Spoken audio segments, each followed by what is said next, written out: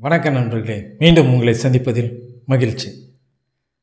முந்தா நேற்று எனக்கு பேங்க்லேருந்து ஃபோன் வந்தது.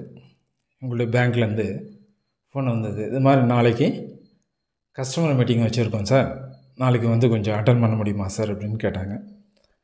பொதுவாக கஸ்டமர் மீட்டிங்னாவே எனக்கு கொஞ்சம் கசப்பு தான். காரணம் என்னென்னா, நம்ம வாய் வச்சுட்டு சும்மா இருக்க முடியாது. ஒரு கஸ்டமருக்கு ஒரு ப்ராப்ளம் அப்படின்னா அதை நான் அவங்கக்கிட்ட சொல்லிடுவேன், ஓப்பனாக சொல்லிடுவேன். மற்றவங்க மாதிரி சும்மா உக்காந்துட்டு இருக்க மாட்டேன், ஓப்பனாக சொல்லிடுவேன் இது மாதிரி ப்ராப்ளம் சார்னு. அது அவங்களுக்கு கஷ்டமாயிடுது, ஏன்டா இதெல்லாம் சொல்கிறானே அப்படின்ட்டு அவங்களுக்கு கஷ்டமாகுது. ஸோ பொதுவாக கஸ்டமர் மீட்டிங்னால் எனக்கு அவ்வளோ இன்ட்ரெஸ்ட்டு இருக்கிறதில்ல. இருந்தாலும் அடுத்த நாளும் மறுபடியும் அவங்க ஃபோன் பண்ணாங்க, சார் வரேன்னு சொன்னீங்க இன்னும் வரல சார் அப்படின்ட்டு ஃபோன் பண்ணாங்க. அதனால் என்ன பண்ணேன், சரி போகலாம் அப்படின்ட்டு பிரான்ச்சுக்கு போயிருந்து கொஞ்சம் நேரத்தில் மீட்டிங் ஆரம்பிச்சிட்டாங்க. ஒரு 4-5 பேர் பேசினாங்க. 4-5 பேர் பேசி முடிஞ்ச பிறகு சரி நான் பேசலாம் அப்படின்ட்டு போனேன்.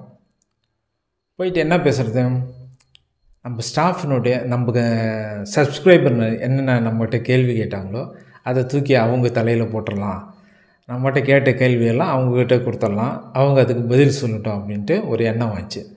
உடனே என்ன பண்ணேன், நம்ம கஸ்டமர்னால் நம்ம சப்ஸ்கிரைபர்ஸ் என்னென்ன கேட்டாங்களோ அதை தூக்கி அவங்க முன்னால் வச்சேன். ஃபஸ்ட்டு என்ன கேட்டேன்னா, இந்த அடிக்கடி பணம் பிடிக்கிறாங்க சார், ₹25, ₹50, ₹100, ₹345 இது மாதிரி பிடிச்சிட்டு இருக்காங்க சார். இது எதுக்காக பிடிக்கிறாங்க இப்படி, எங்களுக்கு ஒன்றும் புரியல, அவங்க எந்த டீட்டெயிலும் கொடுக்க மாட்டேன்றாங்க, அதனால் ஒன்றும் தெரிய மாட்டேன்னுது அப்படின்ட்டு நிறைய பேர் கேட்குறாங்க.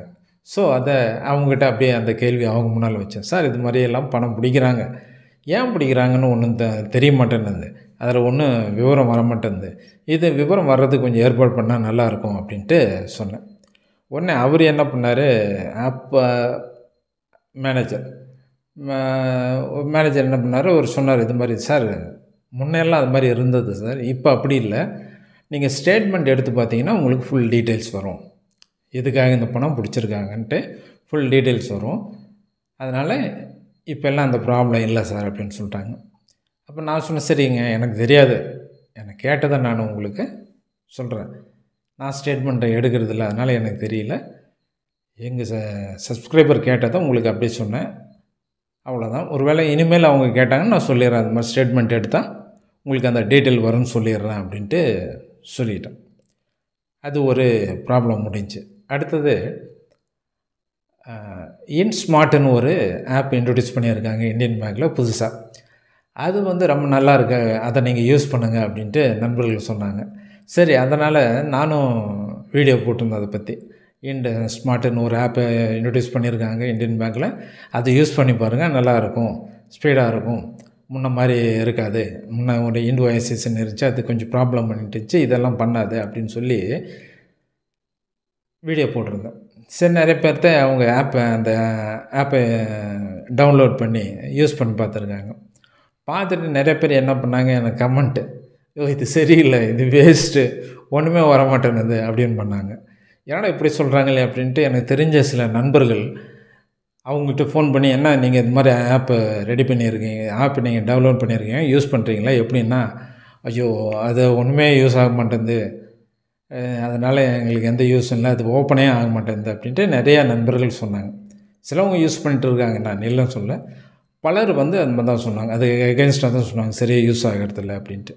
ஸோ இதையும் அவங்க நாலேஜ் கொண்டு போகணுன்ட்டு அவங்க நாலேஜுக்கு கொண்டு போனோம். மேனேஜர்கிட்ட சொன்னேன், சார் இது மாதிரி அந்த ஆப்பு சரியாக யூஸ் ஆக மாட்டேங்குது, அது முழுசாக அவங்க சாஃப்ட்வேர் டெவலப் பண்ணிவிட்டு அவங்க இன்ட்ரடியூஸ் பண்ணியிருக்கலாம், அவங்க முழுசாக சாஃப்ட்வேரை டெவலப் பண்ணாமல் டெய்லி கொஞ்சம் கொஞ்சமாக டெவலப் பண்ணிகிட்ருக்காங்க, அதுதான் கொஞ்சம் பிரச்சனையாக இருக்குது, அதை கொஞ்சம் நீங்கள் சொல்லி முழுசாக டெவலப் பண்ணுறதுக்கு ஏற்பாடு பண்ணுங்கள், அதுவரை அந்த ஆப்பை நிறுத்தி வச்சுருங்க, அதை டெவலப் பண்ணிட்டு பிறகு இன்ட்ரடியூஸ் பண்ணலாம் அப்படின்ட்டு சொன்னேன். அவர் என்ன சொன்னார்னா, சார் இது வந்து ட்ரையலுக்காக தான் பண்ணியிருக்காங்க, ட்ரையலுக்காக தான் வந்து விட்டுருக்காங்க, இதில் வந்து என்ன குறை இருக்குது என்ன நிறை இருக்குதுன்னு பார்த்துட்டு ஒவ்வொன்றா அவங்க ரெக்டிஃபை பண்ணிடுவாங்க அப்படின்னு சொல்லி சொன்னார். ஸோ அந்த 2வது ப்ராப்ளம் சால்வ் ஆச்சு. நமக்கு என்ன ப்ராப்ளமோ நம்ம நண்பர்கள் கேட்ட ப்ராப்ளம் 2வது ப்ராப்ளத்துக்கு விடை கண்டுபிடிச்சாச்சு. 3வது ஒரு ப்ராப்ளம். இது நம்ம நண்பர்கள் கேட்கல. பட் வந்து கஸ்டமர் அந்த பிரான்ச்சினுடைய கஸ்டமர் என்கிட்ட சொன்னாங்க. அதே மாதிரி ஸ்டாஃபும் ரிட்டையர்ட் ஸ்டாஃபும் இருக்காங்களா, அவங்களும் சொன்னாங்க. அவங்க ஸ்டாஃபும் என்கிட்ட சொன்னாங்க. அங்கே வேலை செய்கிற ஸ்டாஃபும் என்கிட்ட சொன்னாங்க. என்னென்னா, சார் இங்கே ரொம்ப டிலே ஆகுது இப்போது. காரணம் என்னென்னா, கஸ்டமரை எங்களை சீக்கிரம் டிஸ்போஸ் பண்ண முடியல. காரணம் என்னென்னா, எங்களுக்கு ஒரே ஒரு ஸ்டாஃப் தான், ஒரு கேஷியரு, இன்னொரு கிளர்க்கு, இது மாதிரி 2 பேர் இருக்கிறதுனால எங்களால் வேகமாக செய்ய முடியல. எவ்வளோ தான் ஃபாஸ்ட்டாக செஞ்சாலும் எல்லாத்தையும் நாங்கள் வந்து அனுப்புறதுக்கு ரொம்ப டிலே ஆயிடுது. அதனால் அவங்க கஸ்டமர் ரொம்ப சலிச்சுக்கிறாங்க, ரொம்ப கஷ்டப்படுறாங்க. இதை நீங்கள் கொஞ்சம் கன்வே பண்ண முடியுமா அப்படின்னு கேட்டாங்க. நான் என்னத்தை கன்வே பண்ணுறேன், நான் போய் எப்படி சொல்கிறது ஜோனல் மேனேஜர்கிட்ட அப்படின்னு சொல்லிவிட்டு, இதெல்லாம் நான் சொல்ல முடியாதுங்க, இது நீங்கள் உங்கள் மேனேஜரும் மற்றவங்களும் தான் பார்த்துக்கணும், இதை நான் கன்வே பண்ண முடியாது அப்படின்னு சொல்லியிருந்தேன். பட் இப்போது ஒரு சான்ஸ் கிடச்சதுனால அதையும் நான் வந்து வெளிப்படையாக சொல்லிட்டேன். சார் இது மாதிரி ஸ்டாஃப் பத்தாதனால ரொம்ப டிலே ஆகுது, ஒரு ஸ்டாஃப் ஏற்பாடு பண்ணுங்கள், ஜோனல் மேனேஜர்கிட்ட சொல்லி இன்னொரு ஸ்டாஃபை போடுறதுக்கு ஏற்பாடு பண்ணுங்கள் அப்படின்னு சொன்னேன். அவர் வந்து சார் இது பாலிசி மேட்ரு சார், அவங்க வந்து ஜோனல் மேனேஜரே நினச்சா கூட இப்போது இங்கே ஸ்டாஃபை போட முடியாது, மறுபடியும் ஸ்டாஃப் வந்தால் தான், புதுசாக போட்டால் தான், இங்கே அவங்களுக்கு அலாட் பண்ணால் தான் இங்கே போட முடியும், அதனால் போட முடியாது அப்படின்னு சொல்லிட்டாரு. ஸோ இதெல்லாம் பேசிட்டு இருக்கும்போது கிட்டத்தட்ட ஒரு 15-20 நிமிஷம் ஆகிடுச்சு. அதனால் மற்றவங்க பேச முடியாத போயிடும் அப்படின்றதுனால நான் சரி குறைச்சிக்கலாம் அப்படின்னு சொல்லிவிட்டு, மற்றவங்க பேசிட்டோம் அப்படின்னு சொல்லிவிட்டு நான் அதோட என்னுடைய பேச்சை முடிச்சுக்கிட்டேன். அவர் மேனேஜரும் போதுன்ற மாதிரி பார்த்தாரு, அதெல்லாம் முடிச்சுக்கிட்டேன். இதில் என்னன்னா, இப்போது நீங்கள் யார் யார் கேட்டிங்களோ அவங்களுக்கு பதில் வந்துருச்சு. ஏன் இந்த அமௌண்ட் பிடிக்கிறாங்க, அதுக்கு என்ன ரீசன்னா அவங்க சொல்கிறாங்க இப்போது. அதனால் அவங்களுக்கு அந்த பிரச்சனை முடிஞ்சு. ஏன்ட் ஸ்மார்ட்டில் வந்து இப்போ தான் அவங்க டெவலப் பண்ணிட்டு வந்திருக்காங்க. முழுசாக டெவலப் பண்ணோடனே அதில் பிரச்சனை வராது, நல்லா யூஸ் பண்ணலாம் அப்படின்ட்டு சொல்லியிருக்காங்க. அது கொஞ்சம் நாள் அதுவும் சரியாயிடும். ஸோ அடுத்தது ஸ்டாஃப் விஷயம் நமக்கும் அதுக்கும் சம்மந்தம் இல்லை, அது அவங்க பார்த்துக்குவாங்க. பட் நான் பேசுனதுக்காக சொல்ல வரேன். அங்கே பேசினேன், பட் அதை அவங்க பார்த்துக்குவாங்க. அவங்களுடைய ஸ்டாஃபும் அவங்களுடைய மேனேஜ்மெண்ட்டும் அதை பார்த்துக்குவாங்க. நம்ம அதில் தலையிடுறதுக்கு ஒன்றும் இல்லை. அதுக்கப்புறம் இன்னொரு விஷயம் என்னென்னா, இதெல்லாம் சொன்னதுனால, இது மாதிரி இந்த பிரச்சனைலாம் இருக்குதுன்னு சொன்னதுனால மேனேஜருக்கும் அங்கே இருந்த சில அதிகாரிகளுக்கும் என் மேலே கொஞ்சம் கோவம். என்னடா இது குறை சொல்கிறானே அப்படின்ட்டு என் மேலே அவங்களுக்கு கோவம். அவங்க பேசும்போதே எனக்கு தெரிஞ்சது, முகத்தை பார்த்து பேசாமல் நான் அதுக்கு பின்னாடி மீட்டிங் முடிஞ்ச பிறகு பேசும்போது என் முகத்தை பார்த்து பேசாமல் அப்படியே ஏதோ ஒரு பதில் சொல்லணும், கடனுக்கு பதில் சொல்லணும் அப்படின்னு சொன்னாங்க. அது எனக்கு ரொம்ப வருத்தமாக இருந்துச்சு. அவங்க பிரான்ச் தான் டெவலப் ஆகணுன்றதுக்காக தான் நான் இதை சொல்கிறேன். கஸ்டமர் சர்வீஸ் டெவலப் ஆகணும் அப்படின்றதுக்காக தான் இதனால அவங்கக்கிட்ட சொல்கிறோம் இல்லையா.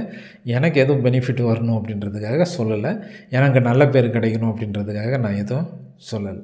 அவங்களுக்கு நல்ல பேர் கிடைக்கணும், அந்த பிரான்ச்சுக்கு நல்ல பேர் கிடைக்கணும், அவங்க பிரான்ச்சுடைய கஸ்டமரு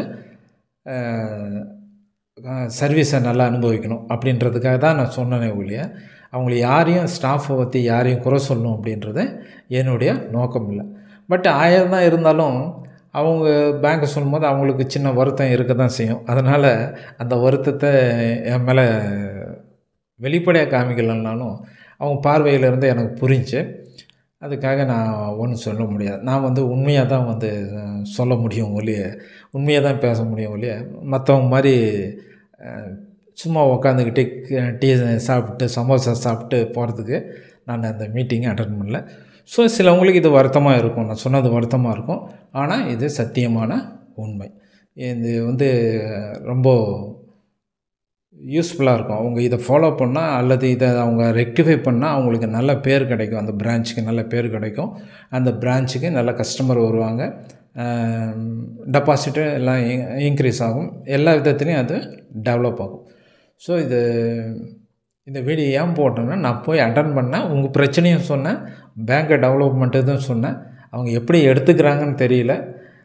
ஆனாலும் என் மேலே ஒரு கோபம் இருக்க தான் செய்யுது. பரவாயில்ல, இருந்தாலும் என் மேலே அவங்களுக்கு கோபம் இருந்தாலும் நம்ம சப்ஸ்கிரைபருக்காகவும் நம்ம அந்த பேங்க்கினுடைய நலனுக்காகவும் இதை நான் பேசியிருக்கேன்.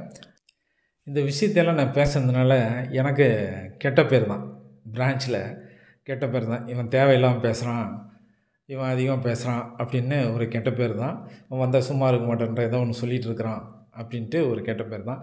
இருந்தாலும் மக்களுடைய நலனுக்காக நம்ம கெட்ட பேர் வாங்கினாலும் பரவாயில்ல அப்படின்றதுக்காக நான் இதை பேசியிருக்கேன். பரவாயில்ல, நம்மளை திட்டினாலும் பரவாயில்ல, அதனால ஒன்றும் இல்லை. மக்களுக்கு நல்லது நடந்தால் சந்தோஷம் தான். நல்லது நடக்கும்னு எதிர்பார்க்குறேன். நடந்தால் சந்தோஷம். நன்றி, வணக்கம்.